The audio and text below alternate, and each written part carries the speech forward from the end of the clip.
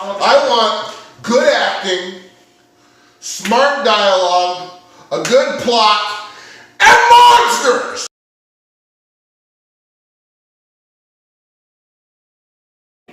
Monsters! I want monsters fighting!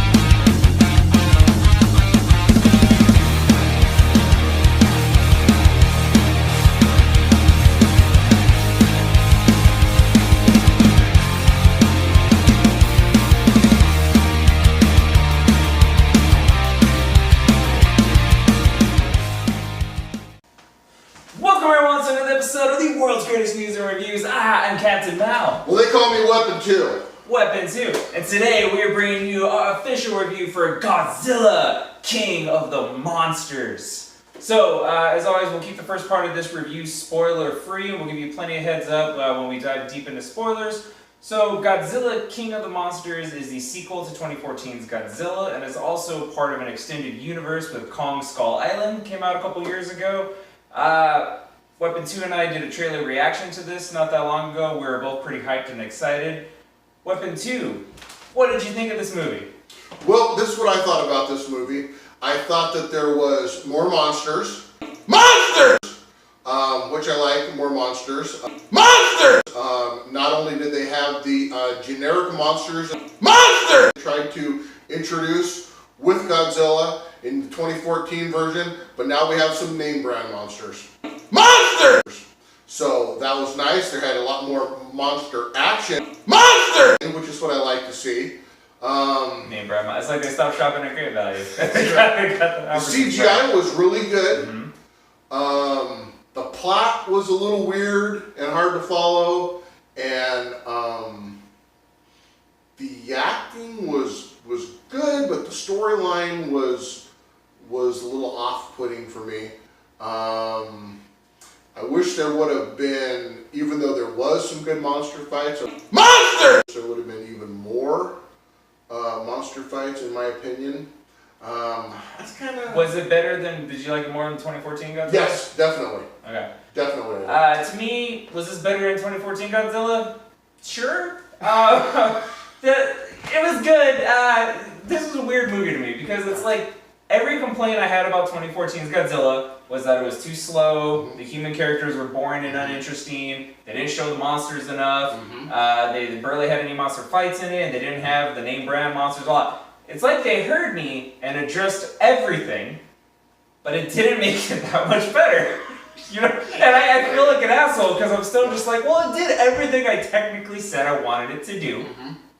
And I'm still just like, eh. Okay, so pros. The movie is gorgeous. Yep. It is beautiful. The creature designs and all the monsters, they look amazing. Yep.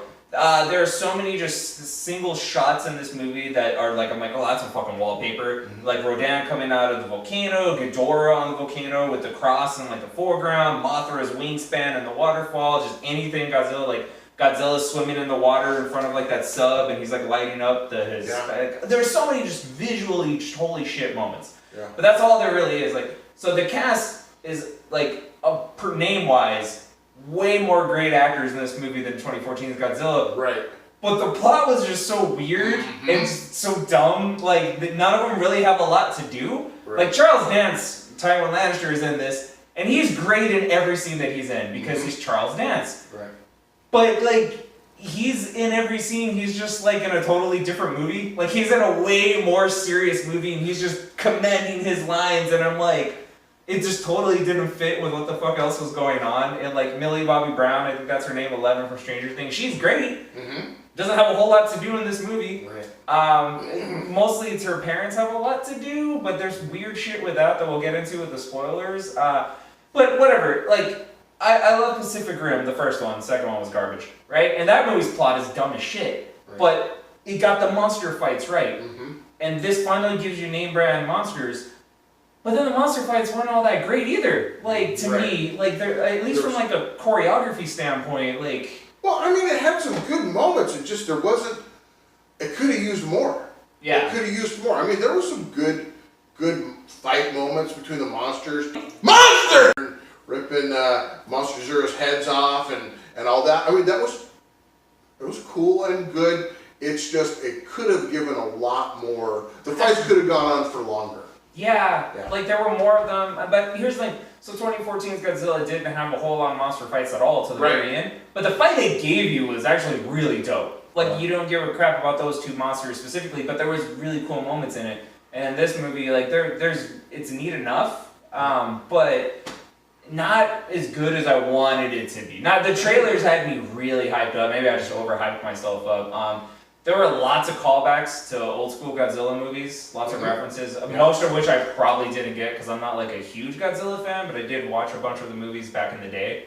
But I'm kind of curious what hardcore Godzilla fans think of this. Yeah, I'd like to know. Some of my friends back in Texas are pretty into Godzilla, one specifically. Andy, if you're watching this, and you fucking should be, one, thanks for the view. Two, what did you think of this movie? Is it better than 2014 Godzilla? Is it like faithful and all that? Is it what you wanted, or were you kind of disappointed? But yeah, overall, I liked it. 2014's Godzilla I saw once in theaters and have never seen it again. This I would watch again. It's not as boring as the Drake. No, I'm not gonna pay. I won't ever pay for it again. But I like if it was on and somebody's like, let's watch this. I'm like, all right, sure. But it was good. I liked it. Right? You liked it? Mm-hmm. Yeah, it was alright. It was fine. It was okay. It wasn't super crazy exciting, but. So I think that'll do it for our spoiler-free section of this. So let's get into spoilers. Spoiler alerts. That plot was dumb as fuck. Yes, like, that was, I completely agree. Explain the plot if you can. That was kind of... So, if we're to believe that this, I guess they're setting it up like I'm supposed to give a crap about Emma or whoever the mother's name is. Don't give a fuck about her at all. She is a horrible... She's a crazy bitch. I mean, it starts out like I'm supposed to give a crap about her, like, because she's the main character and she's the little girl's mom, and then all of a sudden you discover she's a horrible, horrible, horrible, despicable person, because this entire team of people that she works with on the Monarch crew or whatever, or wherever the baby birthing larva station is, and they probably work together every day, probably sit in the break room, talk to each other, share some birthday cake once in a while. So they're working, and then she teams up with this eco-terrorist crew or whatever to come in and slaughter everybody she works with, to kill everybody.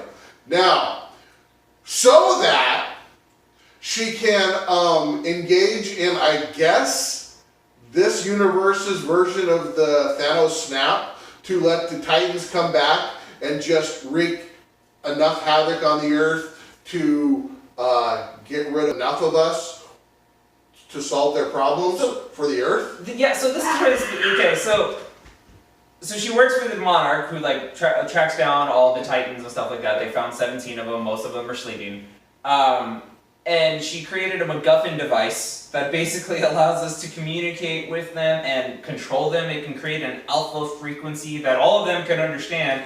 And all of a sudden, which is apparently half monster, half people talking. Yeah, that was dumb. So she creates this device, so she can control them, right? So the eco-terrorists come in, murder everybody to get this device, because their grandmaster plan is, we're killing the world, humans, slowly but surely, and they want the Titans to all wake up, the original gods. They're gonna apparently murder a lot of people and take the world over, and we're gonna worship them again. But this is better, apparently, than us slowly killing the world. But no, wait.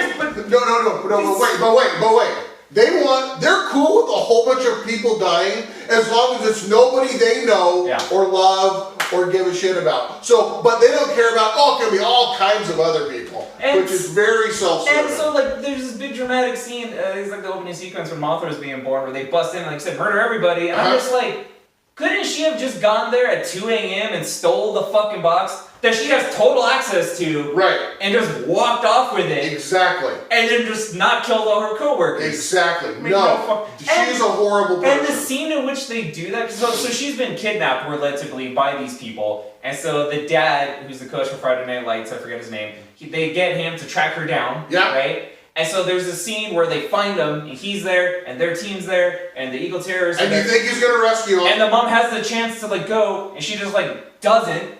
And basically tells the daughter, "Oh, don't go with Daddy either, or you stay here with me." And you have no fucking clue why until later, she sends the video, and there's an exposition dump. Oh no! Until she blows the monster out of the ice. You're like, what are you doing? Whose side are you on? So you're not supposed to know what she's doing, and this right. And to the movie's credit, didn't see it coming at all that she was a fucking psychopath.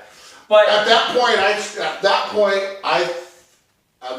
I started thinking something was awry. But the problem is the movie does it in such a sloppy way. Yeah. I thought the movie fucked up, or I missed something dramatically. It didn't feel right. It felt completely. It felt wrong. Something was wrong, and then you figure it out and they could have done that a lot better. Yeah. But whatever. So she's a bad person. But then at the end of the movie, when at that point I wanted her to die. The whole rest of yeah. I kept hoping and rooting for her to be killed. So then she does at the end of the movie. She does this self-sacrifice thing. And I think the movie really wants you to feel sympathetic for it, because it does the slow-mo traumatic music, and they're like, oh no. About time. And I'm just good. Exactly. She's a fucking crazy bitch. She's trying to commit genocide on a scale unseen to the world, and I'm supposed to feel bad for no, fuck you, woman. I'm glad she's dead. Yeah, so that didn't make sense. I did like that they referred to Ghidorah as Monster Zero. And that he was an alien. So spoiler alerts, their plan goes awry because, go figure, they can't control fucking all the monsters because they can't control Ghidorah because he's an alien. And if I remember correctly from the old Godzillas, I think he was an alien. Yeah. And I think Monster Zero is what the people on his planet called him, right? Yeah, I think so. Okay, so that was kind of cool. So he's an alien, so they can't fucking totally control him, and so he controls all the other kaiju, and they bow to him and shit. Right. And so their plan's not working. Go fucking figure. Their plan to control giant fucking monsters isn't gonna work. That's the fleas. Hey, these fleas, we're gonna control this dog. Yeah. Go figure. It's not gonna work.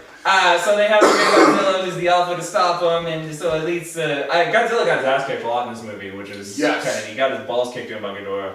I don't understand why all the other Titans worked for Ghidorah because he's the alpha, except for Mothra, apparently, teams up with Godzilla for reasons they never explain. Also, it didn't quite make sense to me, I don't know. They never explained why Ghidorah could regenerate and stuff like that, and why Godzilla was going nuclear so bad at the end. Was that because Mothra gave him his energy? No. Was that? No, that's not why. It's because, first off, let's go back a little bit to where the plot line, for the dad, got weird to me too. He wants all the monsters dead, especially Godzilla. Yeah. Then Godzilla, they send this bomb that takes away all the oxygen or something, which doesn't harm Monster Zero at all, but almost kills Godzilla. And then he's down, laying in the bottom of the ocean, trying to get regenerated. So then this one guy sacrifices himself. Watanabe down there. Sacrifices himself to deliver a nuclear weapon. That's what regenerates him and gives him all the power where he's almost going to go nuclear. And I think that was a callback also to old movies. But I love how they're okay, we got to go in there, we got to find the girl. Because Millie Bobby Brown steals the MacGuffin device to go call Godzilla to Boston, to Fenway Park. She plays the signal on speakers in Fenway Park, and the monsters can hear this all the way around the world. All the way around the world. What's that? Total fucking sense. Yeah. And so she's there, and she's I'm going to call Godzilla. And so they're doing that, and so I love how they have this military team, right? And they're just okay guys, Godzilla's going nuclear in 12 minutes, gonna blow everything the fuck up. I'm gonna tell you right now, every character in that film is radioactive now. And there's nobody that's not radioactive! And I just love that it's he's gonna go nuclear in 12 minutes. Yeah. Prepare to land. If I were the pilot, I'd be wait, what? Fuck that plan. I'm gonna fly Yeah. So, and the other thing, like, talking about the dad's character being weird. So, yeah, so he, like, studies animals and predators and wolves and shit like that. And apparently he can communicate with kaiju. There's a moment where he looks on, like, Godzilla's eyes and he's like, I know what he's doing. Yeah. I know where to find him. I know where he's going. I'm like, really? And how come he can just walk in any room with a bunch of military people and they're like, this is the plan? And he's like, no! We need to do this for reasons. And they're just like, yeah! And I would be like, do you work here, bro? Like, you're a fucking consultant. What are you doing? And who's funding this shit? They have like this super awesome X-Men Blackbird fucking, like, plane. Like some stealth bomber on steroids. And like when they take him to like their base of operations, this is amazing multi-story thing. And I'm just like, who the fuck's paying for all this? Like, that's a lot of taxpayer money, bro. I hear ya. But okay, so maybe we're nitpicking in a movie full of giant fucking monsters. Like, Yeah. nothing that happens plot-wise is any more ridiculous than Transformers or fucking Power Rangers or anything. But the problem is the movie tries to take itself really seriously. And so when it tries to do that, and then it has things that stand out and don't make any fucking sense, you're just like, well, okay, fuck it, I'm gonna roll with it, but that's dumb. Am I the only one who thinks that, I mean, maybe because I'm still thinking about the taxpayers on this thing, where you have this $20 trillion stealth bombing albatross thing, where they got a little malfunction. They can't get the hatch open, right? Mm-hmm. So, okay, they sacrificed a perfectly good aircraft, okay, to, what do they call it, Osprey or whatever, mm-hmm. to open the door. So it's perfectly good, we just ruined it. Then you think, hey, we could probably take this back into the maintenance. They probably fix this door problem, right? Everything's good. But no, they crash another aircraft into the back of it, so it completely screws it up. I guarantee nothing works inside there now. Yeah. It's just, that's that little stuff like that drives me crazy. No, it's just like, so, like... The money they wasted. Well, and then, like, they fucking land, right? And they're like, we gotta find the girl. Yeah. And so they run out onto the street where there's giant fucking monsters fighting, and they're just gonna, like, run around their feet, and they're like, get crunched. Now they're like, let's find the girl. Yeah. How are they gonna find the girl? They start calling her name. Yeah. They're literally... Can you hear us? Can you hear us on the monster fight? And then they go, she must have gone home. To our house, let's go find her there. Total sense. Yeah. Total sense. Anyway, we're kind of being mean in the movie now. It was a good movie. It was good. Yeah, it was. I mean, I don't go to a monster movie necessarily for the most thought-provoking plot. No. And people acting. If they're just doing enough to carry the story, along, that's fine. I want to see the monster fights. Yeah. I want to see monsters fighting all over the place, and I could have done with a little more of that. Yeah, you either could have given me more monsters or cut about 20 minutes out of this movie. Like, cut 20 minutes of human scenes out of this, because there was way too much human shit. Mm-hmm. But it was good. It was worth watching. If you're thinking about watching it or whatever, we haven't totally ruined it for you, go watch it. It's enjoyable to watch. If you're a Godzilla fan, go see it. Yeah, I think probably this might be. I mean, I don't know how good the new Godzilla movies are in Japan, but this is like visually at least. This has to be one of the. And like I said, the visuals, like you said, were just awesome. So let's do it. Yeah, go watch it. I was only kind of disappointed. The closing thoughts. Yeah. Nah. Okay. Okay. Good. Thank you for joining us on this episode of the world's greatest news and reviews. If you enjoyed this video, please like and subscribe. Peace.